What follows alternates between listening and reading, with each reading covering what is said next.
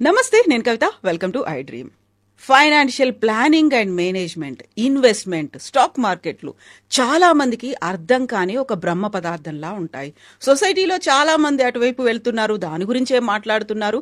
మనం కూడా కొంచెం పెట్టుబడి పెడదాం అనుకున్నా నష్టాలకి ఎండ్ అవుతున్నటువంటి వాళ్లే ఎక్కువ కనిపిస్తుంటారు.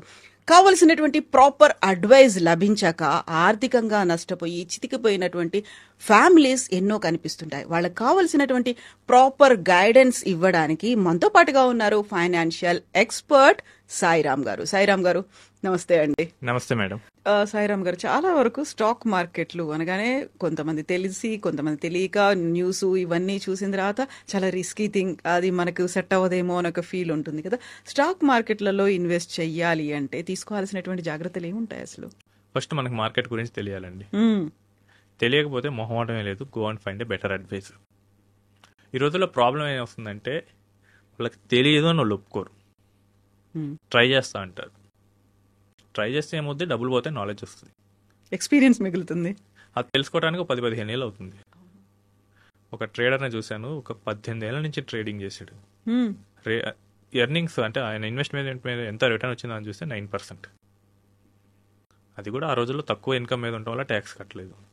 ఒకవేళ ట్యాక్స్ కట్టాల్సి వస్తే ఇంకా తగ్గేది. ఈ 9% కోసం ఆయన ఎన్ని బుక్స్, నెక్స్ట్ సాఫ్ట్వేర్స్ ఎన్ని కొన్నాడు, క్యాపిటల్ ఎంత వేస్ట్ చేశాడు, నెక్స్ట్ జాబ్ కూడా మానేశాడండి. సో ఇంత స్ట్రెస్ తీసుకొని తీరా ఎర్న్ చేసింది ఏంటంటే 9%. ఒక మ్యూచువల్ ఫండ్ మేము కంపేర్ చేసాం, మేనేజర్ పోర్ట్ఫోలియో అని కానీ ఒక మ్యూచువల్ ఫండ్ కానీ చూస్తే అవి 15-16% వర్స్ట్ కూడా. ఆ కేటగిరీలో వర్స్ట్ కూడా 15-16 ఇచ్చాయండి. ఇంకా బెస్ట్ అయితే 23 ఇచ్చాయి. సో అవి చాలా సింపుల్గా ఉంటాయి. మన మనీ వాళ్ళకి ఇస్తే వాళ్ళు మేనేజ్ చేస్తారు. So we can do our job. మీకు ఇప్పుడు యాంకరింగ్ వీటి మీద రెవెన్యూ వస్తుంది. సో దీని మీద ఫోకస్ చేస్తే ఎక్కువ వస్తుందా, లేదా మార్కెట్స్ మీద ఫోకస్ చేస్తే ఎక్కువ ఇన్కమ్ వస్తుందా? ఇప్పుడు ఒక సాఫ్ట్వేర్ ఎంప్లాయీ ఉన్నాడు, వాడికి ఎక్కువ స్కిల్ పెంచుకొని కొత్త కోర్సెస్ తీసుకొని అప్గ్రేడ్ చేసుకుంటే ఎక్కువ వస్తుందా, లేదా ఈ మార్కెట్ మీద చూస్తే ఎక్కువ వస్తుందా? ఆ బేసిక్కే మర్చిపోతారండి. మళ్ళీ కొంతమంది ఏం చేస్తారంటే మా అబ్బాయి స్టాక్ మార్కెట్లో బాగా సంపాదిస్తున్నాడండి, సో ఈ సెక్టర్లోనే ఫుల్ టైం కెరియర్ తీసుకుంటా అంటున్నాడు అన్నాడు. ఓకే, ఫుల్ టైం కెరియర్ అంటే నో ప్రాబ్లం, రీసెర్చ్ అనలిస్ట్ గానో వాటర్ కానీ చేయొచ్చు.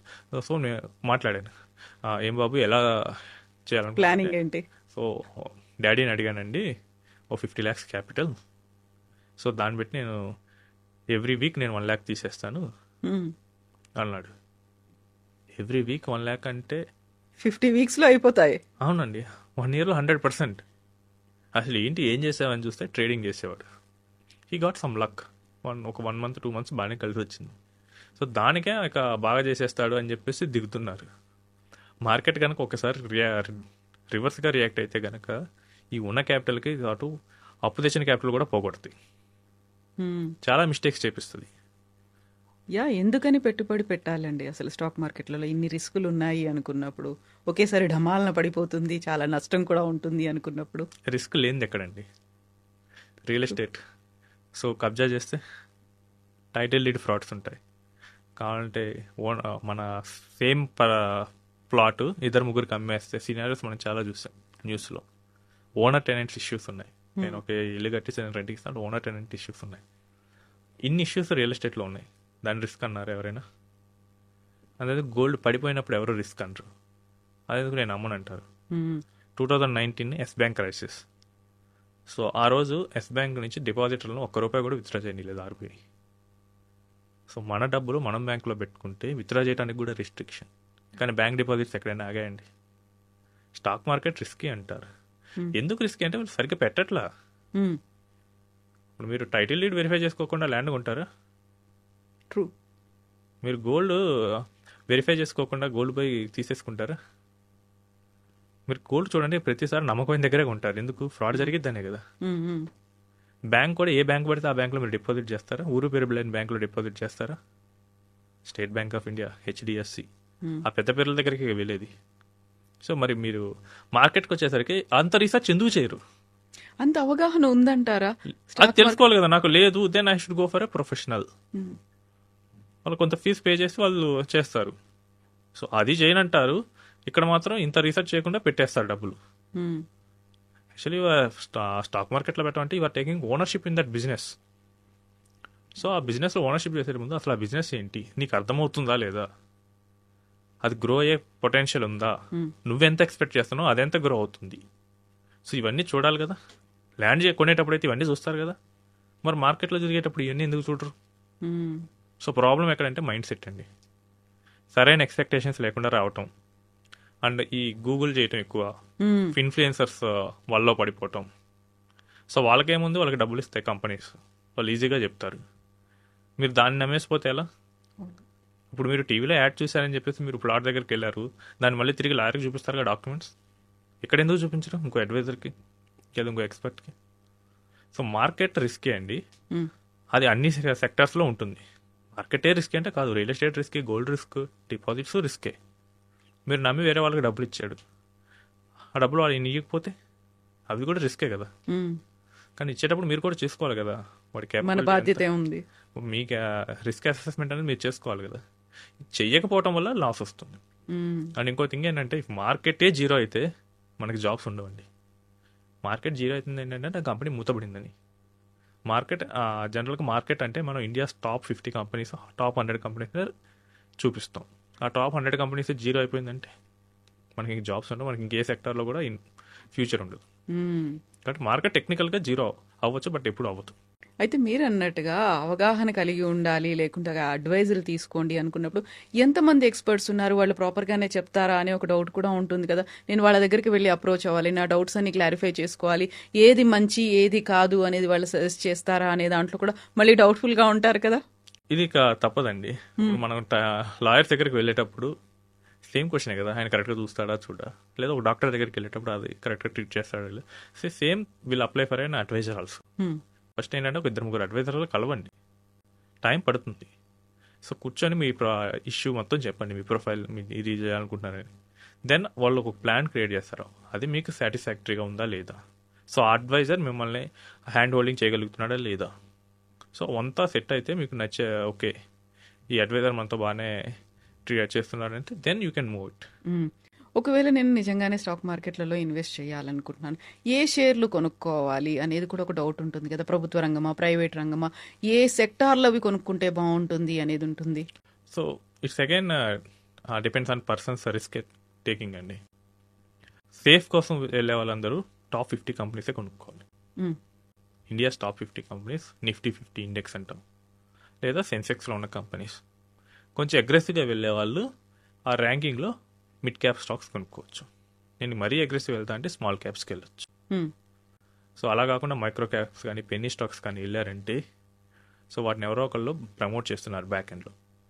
మీరు కనుక అందులో ఎంటర్ అయితే కొన్ని రోజుల తర్వాత వాళ్ళు ఎగ్జిట్ అవుతారు, ఇక మీరు అక్కడే లాక్ అయిపోతారు. రిస్క్ ఫ్యాక్టర్స్ ఉన్నాయి అక్కడ, మనకు తెలియాలి కదా. సో ఎప్పుడు చిన్న కంపెనీస్ జోలికి వెళ్ళకూడదు. సో పెన్నీ స్టాక్స్ని ఎలా ప్రమోట్ చేస్తారంటే, నేను ఒక కంపెనీలో ఒక 10 లక్షలు ఇన్వెస్ట్ చేశాను, ఇప్పుడు నేను దాన్ని అగ్రెసివ్గా ప్రమోట్ చేస్తాను.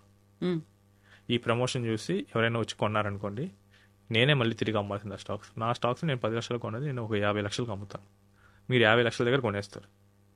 ఇక మీరు అమ్మాలని చూసినప్పుడు ఇంకా ప్రమోషన్ ఆగిపోతుంది, ఎట్లాగో నాకు డబ్బులు వచ్చేది కాబట్టి నేను చేయను. ఇక మీరేమో 50 లక్షల దగ్గర లాక్ అయిపోతారు. ఇక మీరు అమ్మాలనుకున్నా ఎవరు కొనేవాడు అంటాడు, ఇంకప్పుడు జీరోకి అయిపోయినట్టు. సో ఎప్పుడు పేరున్న ఈ టాప్ వాటికే వెళ్ళాలి. లేదు ఒక మ్యూచువల్ ఫండ్ దగ్గరికి వెళ్ళండి. సో ఈ many mutual fund houses, even చిన్న చిన్నవి కూడా, they will spend billions of rupees for research. 1 billion అంటే 100 కోట్లు రీసెర్చ్ చేయడానికి అంత స్పెండ్ చేస్తాయి. అంటే ఏంటంటే కంపెనీ మంచిదా కాదా, ఇందులో డబ్బులు పెడితే మనకు వస్తాయా రావా, ఈ బేసిక్ 2 క్వశ్చన్స్కే వాళ్ళు బిలియన్స్ ఆఫ్ రూపీస్ స్పెండ్ చేస్తారు. ఇంకా ఎస్బీఐ లాంటి పెద్ద మ్యూచువల్ ఫండ్ కంపెనీస్ అయితే ఇంకా చాలా ఎక్కువ స్పెండ్ చేస్తుంది. సో ఇవన్నీ మనం స్పెండ్ చేస్తూ ఉంటుంది కాబట్టి మనకి ఏదైనా మనకు ఆ కేపబిలిటీ ఉంటే ఓకే, లేనప్పుడు టాప్ కంపెనీస్కి వెళ్ళిపోతుంది. And public versus private sector అన్నారు కదా, సో ఇది అగైన్ మార్కెట్ సైకిల్ బట్టేనండి. సో కొన్ని వాటిలోనేమో పబ్లిక్ సెక్టర్స్ టాప్లో ఉంటాయి.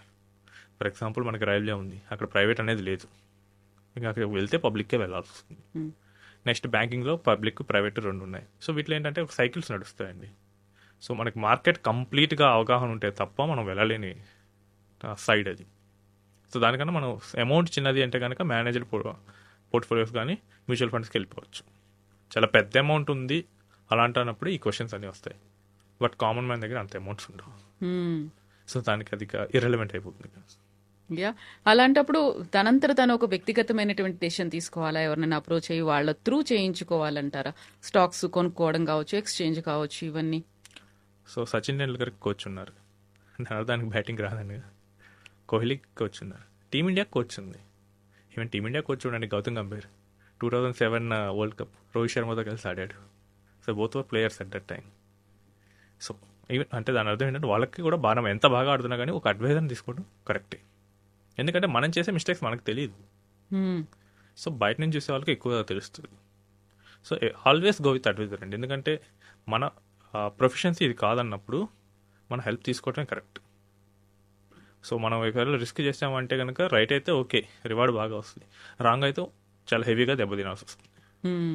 ఎస్ అండి, సాయిరామ్ గారు, థ్యాంక్ యూ సో మచ్ అండి. మళ్ళీ మనం మాట్లాడుకుందాం బోల్డ్ అనే విషయాలు ఫైనాన్షియల్ ప్లానింగ్ అండ్ మేనేజ్మెంట్ గురించి తెలుసుకోవడానికి. థ్యాంక్స్. థ్యాంక్ యూ అండి.